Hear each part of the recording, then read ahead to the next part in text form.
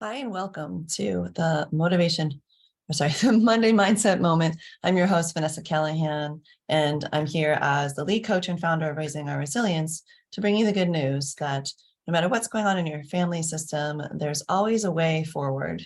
And even if you just take one or two or three little steps at a time, it's amazing what can happen when those steps add up to phenomenal changes. I just am coming off of a retreat with folks who have been studying with me for 2, 3, and some of them are even in their 4th years of mentorship. And the kinds of conversations we get to have now that we have the basic immersion, the Family Foundation immersion tools, like our toolboxes are so full, are tremendous. We get to really dream into the kind of family life we want to create for our children and solve what can sometimes feel like unsolvable problems and really see that progress and not give up. So lots to pull from here. Today's topic, though, I want you to, take a moment to settle in and absorb what we're talking about, is all about how to get kids to listen to requests by finding out more of the sort of underpinnings of resistance. Like, what is it that is causing kids to ignore requests? Maybe we're asking them to pick up a mess. Maybe we're asking them to help us with chores. Maybe we're asking them to stop doing something that we would really prefer they were doing. But what is this ignoring request situation, and how can we improve it? So right now in the chat, in the comments, if you're listening on YouTube, to the recording or on Zoom live, we've got Kirsten, one of my smart, big-hearted clients here, and also Anaya. Pop into the chat something, a request that you make that you find your kids tend to ignore, right? If you're here on Facebook Live, another opportunity, drop it into the comments. I'm watching. Let us know, what is a common request that your child ignores? I want you to have that in mind as we go forward. This is how I tend to work with all of my clients as well, is we have something in mind and we workshop through it. So just have it in mind. We won't be able to workshop through it all the way today, but we're going to at least get you some ideas about what might be going on. So we're going to put a little detective hats on and see if maybe one of these 3 reasons that I'm about to share with you could be at the root of why this request is being ignored. Kirsten, thanks for kicking us off with basic hygiene, like brush your teeth or wash your hands. Nice. And I know that's for your younger one. And I wonder what it might be for other folks. So go ahead and pop it in the chat. Even if you're listening to the recording, I get notifications and I can come back and check out your comments. So let's start with a broader look, and then I'll drill down each time into a specific behavior or specific habit of parenting that might be getting in the way and kind of perpetuating some of these issues, okay? Older one, got it. Nice. Kirsten says, homework, doing your reading log. Yeah. As a teacher of students who needed to do their reading logs, this is what I'm familiar with. Well, let's go broad and then we'll drill into specifics. So one of the reasons, and this is largely from a positive discipline perspective, this idea that if we are in positive relationship with our children, providing not only support, but also demand and boundaries and structure with warmth and care, that we can build these really positive, solid relationships with our kids based on mutual respect, love, trust, and appreciation. And from there, a lot of these listening problems or motivation problems or emotional problems, a lot of times we can resolve them as we build this strong, rock-solid relationship with our children, okay? So one of the first reasons why kids may be ignoring requests is that they're testing boundaries and really wanting to establish their autonomy, and they're trying to assert their independence. So first of all, this is a normal part of child development. It doesn't mean that you're doing it all wrong if your child is testing boundaries or asserting their independence. They're learning to navigate their own desires and their needs within the framework of family rules. I think of it as, the children are so adaptable, and they kind of ask for everything they want. And then they find out what the limitations are of their family system, of their community, of their culture. And then they learn what those are and then decide whether they're going to conform to those norms or later break them in adolescence and young adulthood and then into their adult years. But it is our job as the agents of socialization in kind of sociology terms to impart to them the basic framework of what our family rules are. And so On the one hand, it's essential to respect their growing sense of autonomy. And one of the ways we can stumble into a mistake around this is that we think that kids must know best for themselves.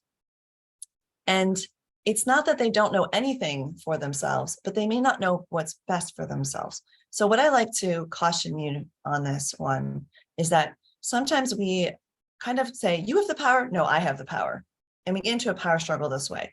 So one mistake that I want you to avoid is asking a question where you don't want to hear an answer besides the one that you like best. So instead of saying, would you like to brush your teeth now? You might say, it's time to brush your teeth. Would you like to hop like a frog or slither like a snake or some other animal? So when you're providing their input, when you're providing opportunities for them to express their autonomy, their creativity, their, sort of their independence or their influence over things, be careful that you're offering them choices that are actually a choice.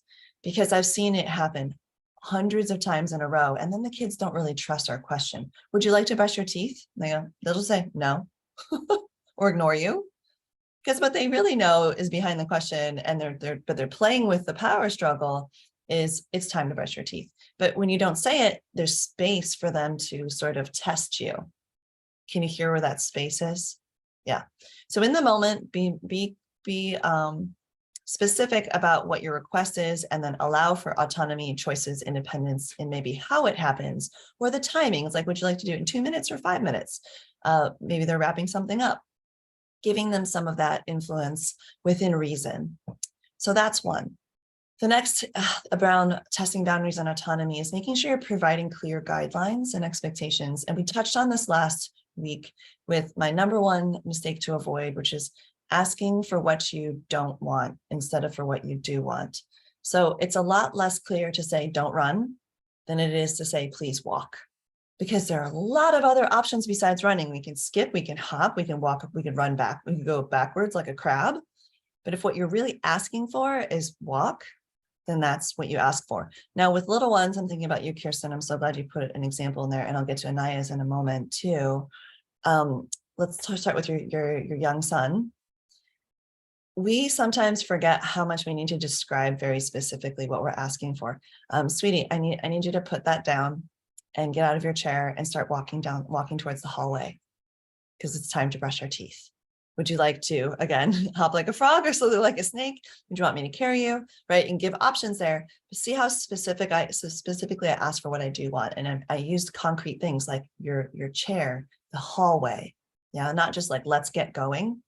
So in the title of this little talk here, where it says, clean up that mess, it's not specific enough. You could say, I'd like to see all the toys off the floor within 10 minutes. How can we get that done? Versus, oh, it's such a mess. Pick up this mess. This is too much. There's too much stuff out. Yeah, you describe the problem, which is fine. But especially with little ones, you're going to want to be more specific and clear about what you do want.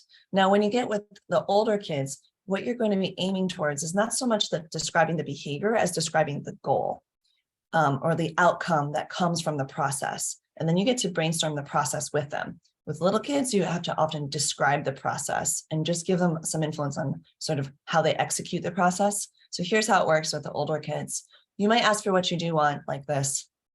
It's really important to me that you develop really strong school and work habits, and that things like your homework log and your math homework really like represent you as a student, so that your teacher can see what you really are capable of.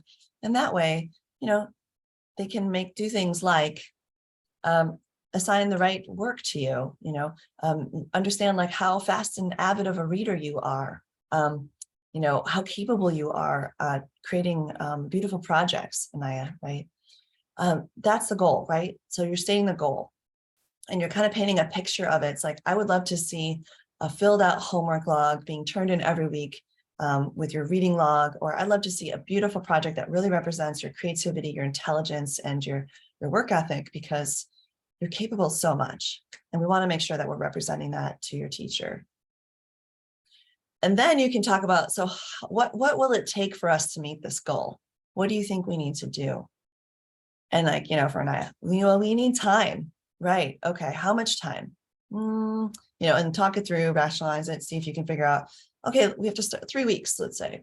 Okay, what times, which days will we work on this? So kind of work backwards and say, okay, so that sounds like we need to go shopping for supplies like today. Let's get started.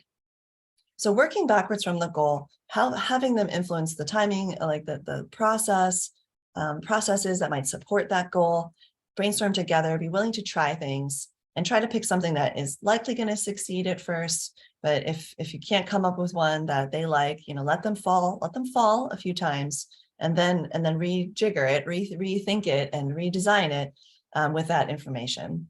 That will also reinforce their independence of like, I have some space to fail and it's okay to make a mistake and learn from it, to a point, right? We're not going to go the whole school year without the reading logs turned in. We're not going to let them get to like 2 days before the project and nothing gets done, right? But we might say, okay, well, you think it only takes 3 weeks. Let's see how that goes. And then in the back of your mind, it's like, it's a 5-week project. And then they're feeling stressed in the last 2 weeks. We can make that observation and say, I wonder if 3 weeks was the right target. Maybe we needed a longer project scope for next time. Okay. And then next time you can bring up and say, well, whatever we guess, let's just add on 2 weeks just to make sure, right? So these are the kinds of conversations you can start to have with your kids when it comes to these pieces, from this piece of testing boundaries and making sure they have autonomy. Great. If something stood out to you in that you're going to try, pop it in the chat. Okay. I gave you 2 levels, right? The younger kids and sort of, I'm guessing like elementary, middle school is probably what we're talking about with projects and reading logs, tends to be, second grade and up. All right. Another thing that can get in the way is a lack of clarity or consistency. So we address the clarity a bit, but let's just make sure we're really nailing this down. So kids do thrive on clear and consistent communication. If requests are too ambiguous, too complex, or if the rules change frequently, it can lead to confusion. Kids may appear to ignore requests simply because they don't fully understand them. And that can look like resistance and willfulness. And it can definitely bring in those power struggles. So let's think about offering clear, age-appropriate instructions and reinforcing those expectations with consistency. And that helps minimize this issue. Now, one thing that one mistake that we can stumble into here is we can try to tackle too many things at once and then give up and then kind of back off on everything. And then it gets out of hand, and then we kind of bring in everything at once again.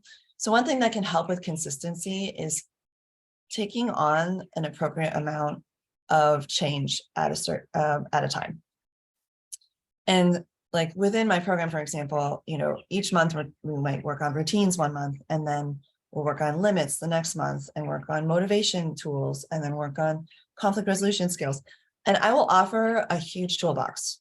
Kirsten knows, like here are like 10 to 20 ideas and tools, but I always ask, what specific goal are you setting for this time period, and which tool or 2 or 3 are you going to apply towards it? And let's have you make progress on that. And you can always piggyback off that, like kind of slingshot off of that progress and have more momentum, because you're going to learn a lot in the process of tackling one goal at a time, which is why even at the top of this, I said, what do you want to work on? So making sure you're taking on the right number of things at a time. And the way that I think of, the right number, the comfortable number, is I tend to give it the consistency test. I'm like, is this something that I can commit to being consistent with for the next period of time? Let's say 4 weeks, right? A month. Can I consistently ask for what I want in the basic hygiene and set goals and talk them through with my daughter around her reading log? Can I consistently set even a timer each day that I'm going to do that with her and check in with her that we can commit to? Can I be consistent? Can I be consistent on that Friday morning before the log is turned in, that I set aside 10 more minutes in the morning in case she hasn't done it? Like these kinds of things, right? Can I commit to printing out a paper calendar and mapping out the project steps with my child for all the projects the rest of the school year? Is this something I can commit to? And usually the answer is yes, because you tend to scale your commitment in this process to something you can tackle. So we have this natural way of sort of modifying it. but I do know people who take on too much. I also know people who have great intentions, but don't put any structure around it for themselves. So I just gave a few examples: paper calendar, setting reminders, having a weekly ritual, committing to a new practice, like describing the things you do want. So these are all pieces here. Okay. All right. How are we doing? I feel like we're stacking in some really good stuff here. Let me know if there's anything you need. A burning question. This is your moment, because I'm going to be wrapping up with the third point here in just a second. So put it in there so I can make sure to build in a little bit of time for just for you. All right. YouTube comments, go for it. I will reply in the comments. So feel free to also get your, burning question met as well. Okay. All right. Last, sometimes kids are resistant to our requests because there's an unmet emotional need. Now, when I hear that, I get a little up in arms. I get a little defensive. What do you mean I'm not meeting my kids' emotional needs? Especially, I'm a very big feeling person, so that would feel like an accusation. So let's just slow our roll here and hear me out. So children, as we know, like adults, have emotional needs that need to be addressed. If a child is in a state of upset, anxiety, overwhelm, they are flooded, or their lid is off, we like to say in my coaching world, in our raising our resilience world. They may struggle to process or respond to the request effectively. So it's really important to create an environment where children feel safe expressing their feelings and needs. And I have more on this about creating psychological safety 2 weeks ago. So if you want to go back 2 videos, there's some information there for you. One of the key practices we can do is really practice empathetic listening and validation, but that doesn't mean we validate that they're not going to do something they need to do. You're validating the experience they're having, but the behaviors might still need to change or improve. So empathetic listening and validation can go a long way in creating the kind of relationship where they are relaxed and receptive to you because they've been received. And one of the bridges between empathetic listening and moving things forward anyways that I like to use, so try this phrase out in your life if you'd like with your kids. Oh, sweetie, I hear you. I really wish that this was possible. Like, I really wish we could, eat a bunch of candy and just go straight to bed. I really wish we could skip toothbrushing every night. God, it's such a pain in the butt.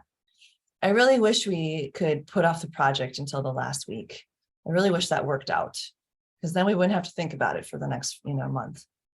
I really wish that these reading logs were not such a big deal to your teacher. Yeah, that'd be great.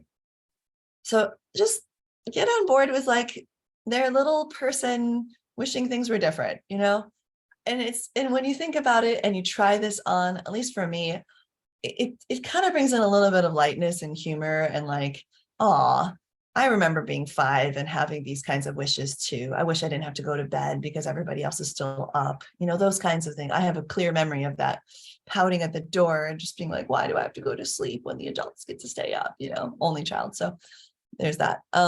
And it's like, if my mom, if my parents had just given me a little more empathy and sympathy around that, I mean, maybe they did and I don't remember, but it just would be helpful. Like, I know, sweetie, I really wish I could just pause the clock and you could just stay up as long as you want, and then we could restart time and there'd be no consequence to that. You'd still get enough sleep. But we both know how it can go when you wake up in the morning and you haven't had enough sleep. You are a grumpy, grumpy bear, right? And I sometimes like to say, unfortunately, it's not that way, right? Time is happening, or, teeth fall out, or there's not enough hours in the last week for the project to get it done. We do have to get started 5 weeks in advance, or whatever, a month in advance. Whatever it is, it's like just kind of like break reality to them. How time works, how projects work, how teeth and hygiene work, how germs work with washing hands, right? Unfortunately, if we don't wash our hands, we can get really sick, and then we're going to miss out on so much fun. And then I sometimes like to just reclaim my role. And it's my role to keep you healthy. It's my role to help you represent yourself properly to your, at school, and make sure that you are set up for success as a student. It's my job to, keep an eye on the calendar, because I know how it can be if things are too last minute. And it's my job to look after our stress levels, and both of us will be less stressed out if we spread this out. See? right? So if you bring that in, it does help. It helps them to feel less alone with their desire that it was different. And oftentimes we can kind of break the reality, break the news of the reality within the context of acknowledging their emotional needs and desires. The other way we can do it is we can really check in. Is this the right moment to be making this request? Is my kid too hungry or angry or lonely or tired or overwhelmed or hot or, thirsty? Like, what's going on with my kid that this request isn't landing? Especially if it's unusual. Like, they usually don't care about this one, or they're having a really different reaction than usual.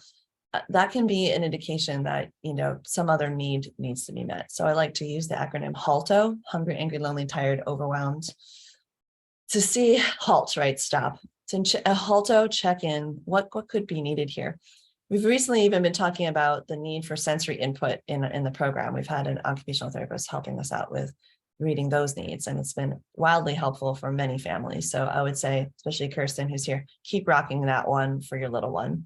He seems to be expressing a lot of wants for sensory input around the times that you're asking him to brush his teeth and wash his hands. All right, dear ones, put something in the chat, your biggest takeaway, something that stood out to you. I'd always love to know what you're going to try next. That's always helpful to see. Feel free to come back for another Monday Mindset moment. Next week, we're going to keep working on the setting limits piece. So if this has been useful to you or you'd like to see what's next, please come back next Monday at noon. And we don't have any community announcements right now for events. However, I am cooking up a guide for those of you who haven't had it yet on 6 ways to calm down big and hot emotions so that you can kind of put that lid back on and make sure their needs are met before you make those requests. So keep an eye out for a free gift opportunity. And also, we're about to open doors for our January cohort for a year-long program. So if you'd like to take advantage of things like one-on-one coaching sessions with a coach, the community question and answer sessions where you get to hear the thoughts and ideas of other people, draw on our panel of coaches. We've got a marriage coach and a leadership coach and other folks that we bring in, like our occupational therapist. If you'd like to have a whole squad of community and expertise, backing up your parenting, and you feel like it's your time, it's really important that you feel like this is your time. You're going to get your toolbox full. You're going to have the support in place. I believe parents deserve mentorship just as much as starting out teachers or anyone else who works with youth. And I've created a program just for parents. So and their caregivers. So if you'd like to explore that, I think the first step the most powerful step you could take is to take your parenting strengths quiz. And I think I shared this with you last week, but I don't think you've had a chance to take it yet. So I do recommend it if you'd like. And on the other end of it is a link to book a complimentary coaching session, or you can email me or we can reach out and to find a good time for you, which everybody in our community has access to, a 30-minute complimentary coaching session. Anaya says, keeping it light, empathetic listening, using humor, being specific, asking for what you want, not yelling about what you don't want. Nice. I love this, Anaya. Great summary for you. I see you working towards that. And yeah, she says she loves my empathy towards parents needing mentoring too. It's just not fair, this myth that parents are supposed to learn on the job and figure it out as they go. I actually think that's a huge kind of blind spot we have in our society that is hopefully going to be shifting radically over the next decade. I already see a swell of change. So good on each of you who are listening to this for claiming this for yourselves, having the opportunity to hone your craft, your skills around one of the most important things you'll ever do, which is raising your kids. So lots of love to each and every one of you. May you continue to build towards being a calm, empowered parent, raising happy, confident, and resilient kids. It's been a pleasure to serve you today, and we'll be back for more next week. Lots of love. Until next time. Bye for now.